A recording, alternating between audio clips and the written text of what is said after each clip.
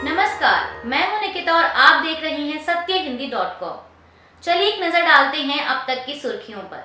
पूर्व गृह मंत्री अनिल विज के सीएम पद के दावे के बाद हरियाणा बीजेपी में हड़कंप मचा हुआ है। वहीं अब इस बीच केंद्रीय मंत्री धर्मेंद्र प्रधान ने बीजेपी की तरफ से सीएम फेस को लेकर साफ जवाब दे दिया है।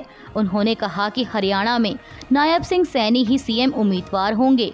दरअसल आपको बता दें कि भाजपा के वरिष्ठ नेता और पूर्व मंत्री अनिल विज ने आज रविवार को कहा कि 5 अक्टूबर को होने वाले विधानसभा चुनावों के बाद पार्टी हरियाणा में सत्ता में लौटती है तो वह मुख्यमंत्री पद के लिए दावा पेश करेंगे। आपको बता दें कि 6 बार विधायक रह चुके विज की यह टिप्पणी ऐसे समय में आई है जब पार्टी पहले ही यह स्पष्ट कर चुकी है कि अगर भाजपा सत्ता में लौटती है तो नायब सिंह सैनी मुख्यमंत्री होंगे।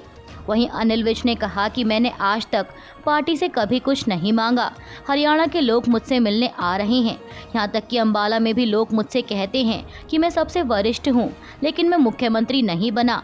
इसीलिए लोगों की मांग और वरिष्ठता के आधार पर इस बार मैं मुख्यमंत्री बनने का दावा पेश करूँगा। उन्होंने आगे कहा कि पार्टी मुझे मुख्यमंत्री बनाती है या नहीं यह उस पर निर्भर करता है, लेकिन अगर वह मुझे मुख्यमंत्री बनाती है तो मैं हरियाणा की तकदीर और तस्वीर बदल दूंगा। अरविंद केजरीवाल के इस्तीफा देने वाले बयान के बाद से दिल्ली में राजनीतिक बयानबाजियों का दौर लगातार जारी है। इसी कड़ी में बीजेपी प्रवक्ता सुधांशु त्रिवेदी ने एक प्रेस वार्ता कर इस पर सवाल उठाए हैं। सुधांशु त्रिवेदी ने कहा कि जेल में रहकर आपने इस्तीफे की बात की नहीं, बाहर आकर इस्तीफा देने की बात क्यों हो रही है और 48 घंटे बाद की बात क्या है। देश और दिल्ली की जनता जानना चाहती है कि इस 48 घंटे का राज क्या है, 48 घंटे में क्या क्या सेटल करना है। बीजेपी प्रवक्ता ने तंज कसा कि कौन सी ऐसी निजी चीज़ है जो आप 48 घंटे की मोहलत मांगने की कोशिश कर रहे हैं। उन्होंने कहा कि सरकारी काम आप कर नहीं सकते तो फिर 48 घंटे किस काम के लिए चाहिए। इसके साथ ही उन्होंने ये भी सवाल किया कि केजरीवाल किस मजबूरी में इस्तीफे की बात कर रहे हैं। दिल्ली में उनकी सरकार है, वो चाहें तो असेंबली भंग कर दें, पहले चुनाव करवाने की मांग क्यों कर रहे हैं। अब भाजपा प्रवक्ता सुधांशु त्रिवेदी द्वारा लगाए गए आरोपों का दिल्ली सरकार में मंत्री और आम आदमी पार्टी नेता आतिशी ने जवाब दिया है। उन्होंने एक प्रेस कॉन्फ्रेंस कर कहा कि दिल्ली विधानसभा को भंग करने की ज़रूरत नहीं है। उन्होंने कहा कि किसी भी विधानसभा का अगर 6 महीने से कम का कार्यकाल रह जाता है तो केंद्र और चुनाव आयोग कभी भी चुनाव करवा सकता है। इसके लिए विधानसभा भंग करने की ज़रूरत नहीं है। वहीं इस्तीफे के लिए 2 दिन की मोहलत मांगने के सवाल पर आतिशी ने कहा कि इसका सीधा सा कारण है, आज रविवार है और कल सोमवार को ईद की छुट्टी है, इसलिए अगले वर्किंग डे यानी मंगलवार को केजरीवाल इस्तीफा देंगे। आप नेता ने कहा कि दिल्ली की सरकार कितने दिन चलेगी इसके बारे में चुनाव आयोग ही तय करेगा, लेकिन तब तक सरकार की सभी योजनाएं चलती रहेंगी। आतिशी ने अपने एक बयान में अगले मुख्यमंत्री के चेहरे को लेकर भी प्रतिक्रिया दी। उन्होंने कहा कि यह विधायक दल तय करेगा कि अगला मुख्यमंत्री कौन होगा। आतिशी ने कहा कि महत्वपूर्ण यह नहीं है कि कौन मुख्यमंत्री होगा, महत्वपूर्ण यह है कि जब तक आम आदमी पार्टी की सरकार रहेगी वह दिल्ली की जनता के लिए काम करती रहेगी। दिल्ली के अगले मुख्यमंत्री चेहरे को लेकर हो रही बयानबाजी के बीच बीजेपी नेता शहजाद पूनावाला ने आरोप लगाया है कि अरविंद केजरीवाल अपनी पत्नी सुनीता केजरीवाल को मुख्यमंत्री बनाना चाहते हैं। एबीपी की एक रिपोर्ट के मुताबिक शहजाद पूनावाला ने कहा कि मेरे सूत्रों ने मुझे बताया कि अरविंद केजरीवाल ने इस्तीफा देने के लिए 2 दिन का समय मांगा है, क्योंकि वे अपने विधायकों को सुनीता केजरीवाल को अगले मुख्यमंत्री के रूप में स्वीकार करने के लिए मजबूर करना चाहते हैं। बीजेपी नेता ने एक्स पर लिखा कि दिल्ली में लालू राबड़ी मॉडल या फिर सोनिया मनमोहन वाला मॉडल भी आ सकता है, लेकिन कोई जवाबदेही नहीं। उन्होंने कहा कि मेरे ट्वीट और बयान के बाद यह संभव है कि आम आदमी पार्टी पीछे हट सकती है। कोलकाता की एक स्थानीय अदालत ने आज रविवार को आरजीकर अस्पताल के पूर्व प्रिंसिपल संदीप घोष और ताला पुलिस स्टेशन के प्रभारी अधिकारी अभिजीत मंडल को 17 सितंबर तक सीबीआई की हिरासत में भेज दिया है। पीटीआई के मुताबिक सरकारी अस्पताल में डॉक्टर के साथ बलात्कार और हत्या के मामले में घोष और मंडल दोनों को केंद्रीय एजेंसी ने आज रविवार को यहां एक अदालत में पेश किया था। अधिकारी ने पीटीआई को बताया कि हमें 17 सितंबर तक 3 दिनों के लिए उनकी हिरासत मिली है। अब दोनों से एक साथ पूछताछ की जाएगी। मणिपुर पुलिस ने आज रविवार को विरोध प्रदर्शनों के दौरान सुरक्षा कर्मियों को निशाना बनाने के लिए अत्याधुनिक हथियारों के इस्तेमाल पर चिंता जताई और प्रदर्शनकारियों से अपनी बात रखने के लिए ऐसे तरीकों का इस्तेमाल न करने का आग्रह किया। पत्रकारों को संबोधित करते हुए डीआईजी रेंज 1 एन हीरोजीत सिंह ने कहा कि हम लोगों को याद दिलाना चाहते हैं कि पुलिस विभाग का कर्तव्य कानून और व्यवस्था बनाए रखना और बदमाशों द्वारा किए गए सशस्त्र हमलों का जवाब देना है। इस चुनौतीपूर्ण समय के दौरान हमें कई हताहतों का सामना करना पड़ा है। हाल के आंदोलनों में विरोध के पारंपरिक तरीकों की जगह सुरक्षा बलों को निशाना बनाने वाले घातक तरीकों ने ले ली है। प्रदर्शनकारियों ने पत्थरबाजी, गुलेल से लोहे के टुकड़े फेंकना, आंसू गैस के गोले दागना और स्वचालित आग्नेयास्त्रों का इस्तेमाल करना शुरू कर दिया है। दिल्ली के मुख्यमंत्री अरविंद केजरीवाल ने 2 दिन बाद अपने पद से इस्तीफे की घोषणा तो कर दी है, लेकिन अब सबसे बड़ा सवाल ये है कि मुख्यमंत्री की कुर्सी पर वह पार्टी के किस नेता को बैठाएंगे। अरविंद केजरीवाल ने कहा है कि कुछ लोग कहते हैं कि सुप्रीम कोर्ट द्वारा लगाई गई पाबंदियों के कारण हम काम नहीं कर पाएंगे। यहाँ तक कि उन्होंने भी हम पर पाबंदियाँ लगाने में कोई कसर नहीं छोड़ी। अगर आपको लगता है कि मैं ईमानदार हूँ तो मुझे बड़ी संख्या में वोट दें। मैं चुने जाने के बाद ही मुख्यमंत्री की कुर्सी पर बैठूंगा। उन्होंने कहा कि चुनाव फरवरी में होने हैं। मैं मांग करता हूं कि नवंबर में महाराष्ट्र चुनावों के साथ चुनाव कराए जाएं और चुनाव होने तक पार्टी से कोई और मुख्यमंत्री होगा। अगले 2-3 दिनों में विधायकों की बैठक होगी जिसमें अगले मुख्यमंत्री पर फैसला होगा। दिल्ली के मुख्यमंत्री अरविंद केजरीवाल की 2 दिन बाद सीएम पद से इस्तीफा देने की घोषणा पर तमाम तरह की प्रतिक्रियाएं आ रही हैं। इसी कड़ी में भाजपा ने इसे उनका पीआर स्टंट बताया है।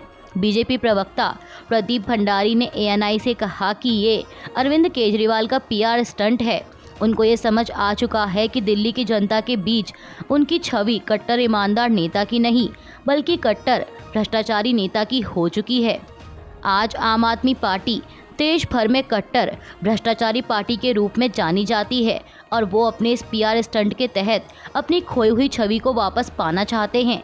भाजपा प्रवक्ता ने कहा कि लेकिन आज दिल्ली की जनता के सामने 3 बात तय हो चुकी हैं।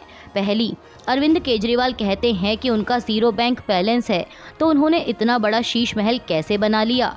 दूसरी, अरविंद केजरीवाल जी कहते हैं कि मैं दिल्ली की जनता के बीच जाऊंगा और तब तक कोई और मुख्यमंत्री बनाऊंगा। मतलब ये साफ है कि वो सोनिया गांधी वाला मॉडल अपनाना चाहते हैं। तीसरा, आज उनको समझ आ गया है कि आम आदमी पार्टी दिल्ली का चुनाव हार रही है और उनके नाम पर दिल्ली की जनता वोट नहीं कर सकती, इसीलिए किसी और को बलि का बकरा बनाना चाहते हैं। वहीं भाजपा के बाद अरविंद केजरीवाल के इस्तीफे की घोषणा पर कांग्रेस ने भी प्रतिक्रिया दी है। कांग्रेस नेता संदीप दीक्षित ने कहा कि वो नाटक कर रहे हैं और उन्हें बहुत पहले सीएम पद को छोड़ देना चाहिए था। संदीप दीक्षित ने एएनआई से बात करते हुए कहा कि सीएम बनने या ना बनने का मतलब नहीं है, क्योंकि हम तो बहुत पहले से कह रहे थे कि उन्हें ये पद छोड़ देना चाहिए। भले ही किसी कारण से आपको जेल हुई हो, आपको बहुत पहले ये पद छोड़ देना चाहिए था, लेकिन अब ये केवल नाटक है। उन्होंने कहा कि इतिहास में शायद पहली बार हुआ है कि कोई पद पर बैठा आदमी जेल जाए और उसे जमानत मिलने पर कोर्ट कहे कि खबरदार, तुमने कोई फाइल छुई या तुम कुर्सी पर बैठे।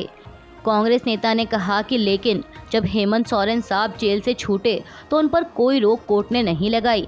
उन्होंने कहा कि सुप्रीम कोर्ट को भी डर है कि ये आदमी सबूत मिटा देगा, गवाहों को डराएगा, धमकाएगा।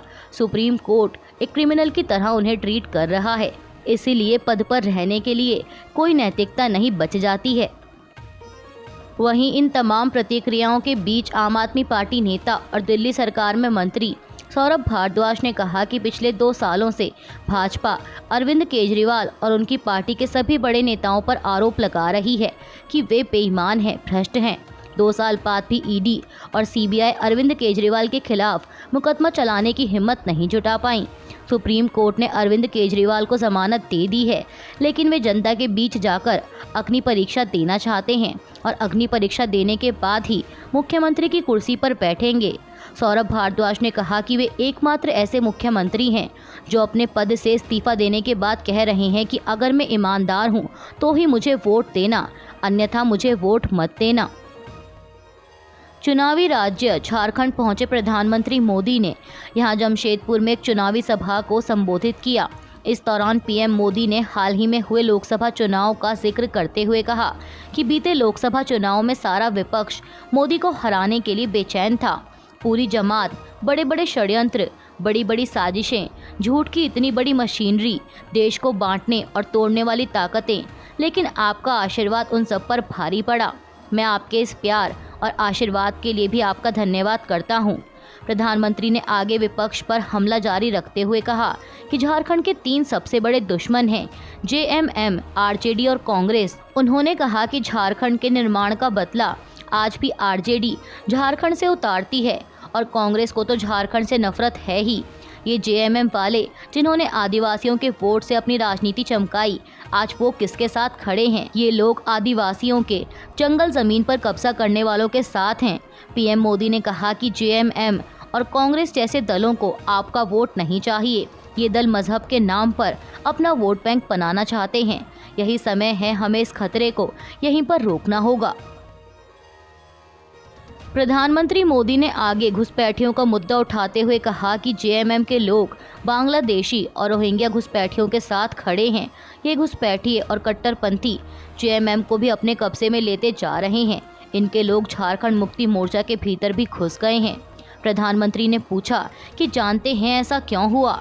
क्योंकि जेएमएम के अंदर कांग्रेस का भूत घुस गया है। जब किसी पार्टी में कांग्रेस का भूत घुस जाता है तो तुष्टीकरण ही उस दल का इकलौता एजेंडा बन जाता है। इसके लिए सबसे पहले ये लोग दलित, आदिवासी और पिछड़ा समाज के हितों की बलि चढ़ाते हैं।